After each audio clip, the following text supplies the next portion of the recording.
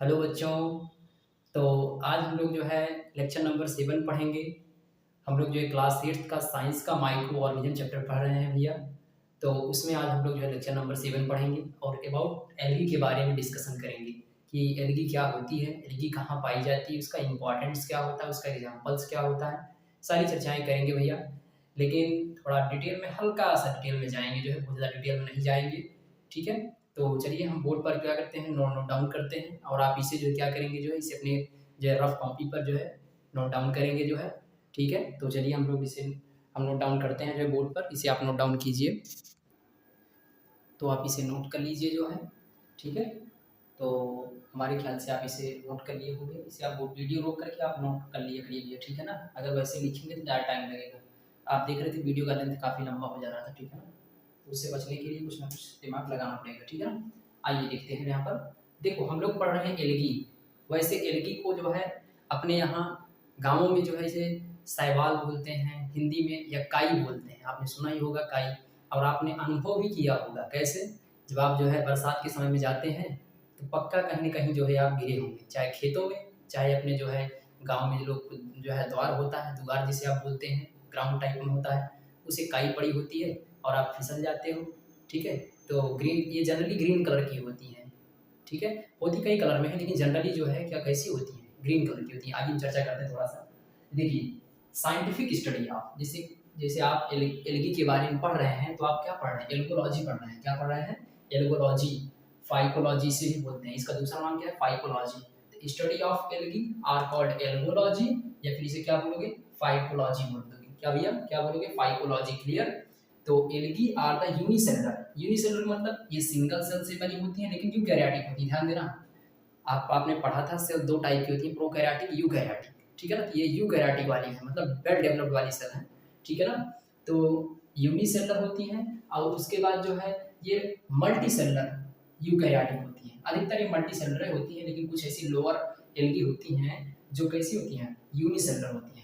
Clear. ये तो दो पॉइंट आपको क्लियर समझ में आना चाहिए। देखिए ये सब सपोर्टिव वर्ड है, केवल आपको पता होना चाहिए एर्गोलॉजी फाइकोलॉजी क्या है, जो टर्मोलॉजी है।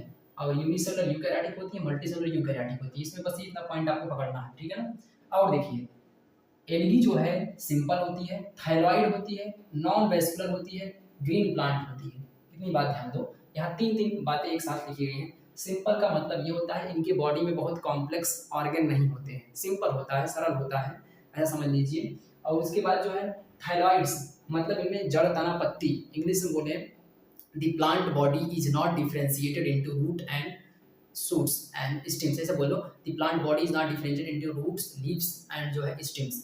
मतलब इनकी बॉडी जो है जड़, तना, पत्ती में विभेदित नहीं होती। थायराइड होते हैं, थाइलस के जैसा, थैली जैसा। ठीक है ना। आप देखो पानी में पड़े रहते हैं, पैचेस के पैचेस पड़े रहते हैं, जैसे थक्का थक्का, ऐसे थक्का नहीं होता, जैसे आप दही देखो जमा देते हो ना, उसी टाइप ये पड़े रहते हैं। क्या है?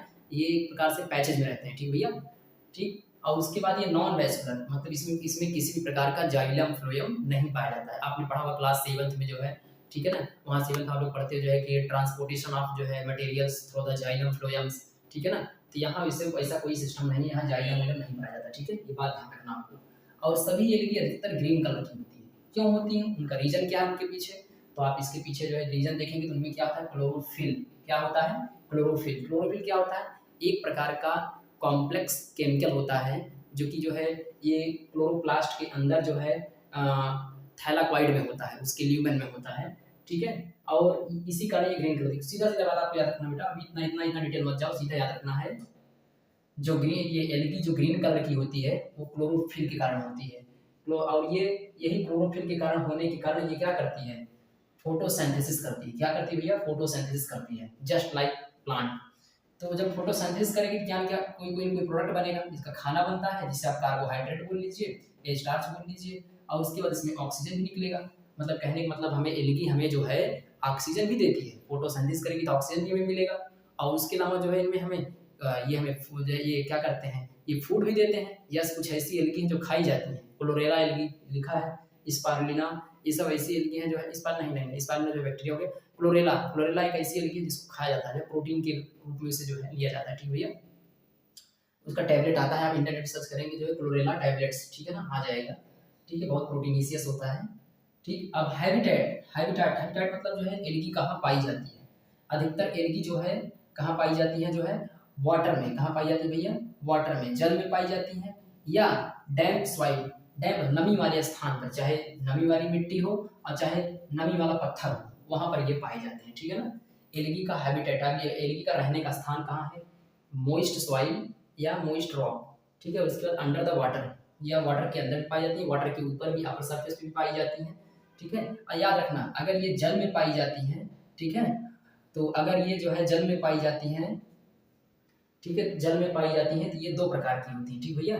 तो फ्रेश वाटर और उसके बाद जो है मैराइन वाटर, किसमें किसमें होती है, फ्रेश वाटर और मैराइन वाटर होती है, ठीक भैया, मैराइन वाटर होती है, ठीक है। ये मतलब समुद्र में पाई जाती हैं, और अपने यहाँ नदी तालाबों में, नदियों में, झीलों में, वहाँ ये पाई जाती है। क्लियर, इतनी बातें आप ध्यान रखेंगे, ठीक है। एलगी एक्वाटिक, एक्वाटिक मतलब जलीय, जल में रहने वाली एलगी जो है दो टाइप की होती है, fresh water, marine water. Marine water मतलब इस समुद्र में पाई जाती है, और फ्रेश वाटर ये जो है कहाँ पाई जाती है, अपने यहाँ ऐसे ऐसे पानी में जिनका सॉल्ट कॉन्सेंट्रेशन कम होता है। मतलब हमारे यहाँ चाहे नदी का पानी हो, चाहे तालाब का पानी हो, चाहे झील का पानी हो, इन सब में जो सॉल्ट कॉन्सेंट्रेशन होता है, सॉल्ट कॉन्सेंट्रेशन डाउन होता है, इसीलिए इसे हम लोग क्या बोलते हैं, फ्रेश वाटर बोलते हैं। फ्रेश वाटर बोलने का मतलब ये नहीं है ये पानी गंदा है, पानी साफ है, उससे ये नहीं, उससे उसे कोई लेना देना नहीं है। लेना देना इससे है कि उसमें सॉल्ट का कॉन्सेंट्रेशन कितना है। अगर से सॉल्ट का कॉन्सेंट्रेशन कम होगा तो हम लोग बोलेंगे फ्रेश वाटर है, और सॉल्ट कॉन्सेंट्रेशन हाई होगा तो उसे हम बोलेंगे क्या भैया, कि ये जो है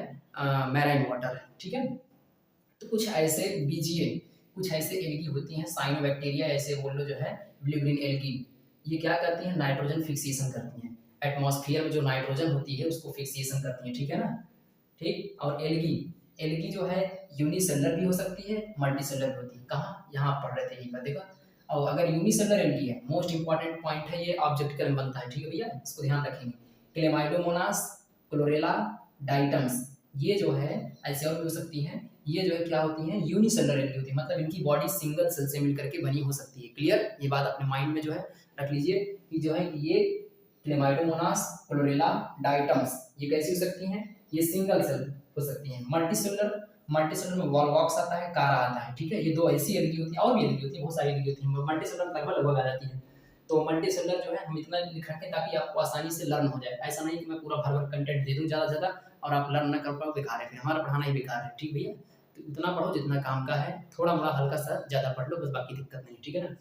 तो मल्टीसेलुलर एल्गी कौन कौन सी, वॉलवॉक्स और कारा है, ठीक है। तो यहाँ तक हमारे ख्याल से बात क्लियर हो गई होगी। अगर आपसे स्टडी कोई पूछता है, एल्गोलॉजी, फाइकोलॉजी, सेलुलर ऑर्गेनाइजेशन पूछता है, तो ये मल्टीसेलुलर, यूनिसेलुलर हो सकती है, ठीक है, और यूकैरियोट होंगी। इनकी body simple thyroid non vascular green plant होती है, और ये जो है ग्रीन कलर के होते हैं, ठीक है ना। तो ये जो है ग्रीन कलर के होते हैं, ऐसा क्यों, क्योंकि इनमें क्लोरोफिल पाया था। क्लोरोफिल होगा तो ये फोटोसिंथेसिस करेंगे, फोटोसिंथेसिस करेंगे, फूड बनेगा, ऑक्सीजन निकलेगी, ठीक है ना। और ये एल्गी जो है वाटर में, डैम्प सॉइल में, रॉक्स में ये पाई जाती है, ठीक है। तो ये एक्वेटिक होंगी, फ्रेश वाटर, मैराइन वाटर में होंगी। साइनोबैक्टीरिया, बीजीए, साइनोबैक्टीरिया होंगे होंगे तो ये नाइट्रोजन फिक्सेशन में हेल्प करेंगे। क्लियर। और उसके बाद जो है एल्गी यूनिसेलुलर, मल्टीसेलुलर होती है। यूनिसेलुलर होगी तो क्लेमाइडोमोनास, क्लोरेला, डाइटम्स, एटीसी, और भी हो सकते हैं। मल्टीसेलुलर वॉलवॉक्स, कारा, और जो है और भी हो सकते हैं, ठीक है। इतना आप नोट डाउन कर लीजिए, इसके बाद आगे हम लोग आपको जो है पढ़ाते हैं, ठीक है भैया, इतना नोट डाउन कीजिए। तो आप इसे नोट डाउन कर लीजिए जो है, ठीक है। ये जो है एक्स्ट्रा पॉइंट, यदि अगर आपको समझ में आता है तो पढ़िए, नहीं तो कोई बात नहीं भैया, क्योंकि जो है ये थोड़ा सा डिटेल में है यहाँ पर। यहाँ पे आपको आगे जो है पढ़ेंगे जब आप बायोलॉजी, तो आपको वहाँ काम आएगी जो है। तो यहाँ बात हो रही है क्लासिफिकेशन ऑफ एल्गी। एल्गी को कितने भागों में, कितने क्लास में बांटा गया है। जैसे बहुत सारी एल्गी हैं, अब जैसे कई हजारों एल्गी हैं, एक साथ अध्ययन करना ठीक नहीं है, सबकी ग्रुपिंग कर लेते हैं। और अगर एक ग्रुप का कैरेक्टर सेम होगा तो मतलब सारे मेंबर्स का कैरेक्टर सेम होगा, इसीलिए हम लोग यहाँ पर जो है क्लासिफिकेशन पढ़ते हैं, जो है थोड़ा सा एक्स्ट्रा है, थोड़ा सा, बहुत ज़्यादा एक्स्ट्रा नहीं है। अगर आप चाहेंगे तो पढ़ लेंगे, नहीं चाहेंगे तो कोई बात नहीं, इसे आप लिख लीजिए। आप मतलब एक बार लिखे रहेंगे तो याद आ जाएगा, कहीं कहीं जो एक बार देख लीजिए।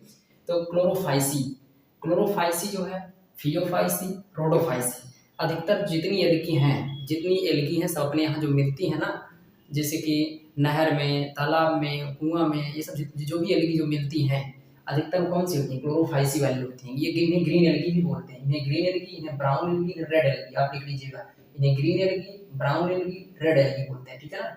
तो ब्राउन और रेड वाली एल्गी अपने यहाँ नहीं पाई जाती है, ये जो है ये समुद्र में ही पाई जाती है। मैराइन एल्गी हम बोलते हैं, ठीक है भैया। अपने यहाँ यही पाई जाती है फ्रेश में, ठीक है ना, ग्रीन एल्गी। तो ये क्लेमाइडोमोनास हो गया, वॉलवॉक्स हो गया, यूरोथ्रिक्स हो गया, स्पायरोगायरा हो गया, ठीक है भैया। ये बात यहाँ पे याद रखोगे। फियोफाइसी में मतलब ब्राउन एल्गी में एक्टोकार्पस आता है, लैमलेरिन आता है, फ्यूकस आता है, ग्रेस जो है सारगैसम आता है।